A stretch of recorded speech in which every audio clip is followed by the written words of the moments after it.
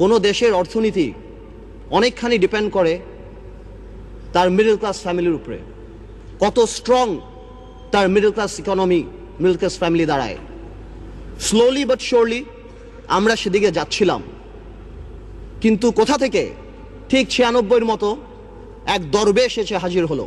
মানুষ স্পিকার, এটাকে আইসোলেটেডলি করে দেখলে হবে না।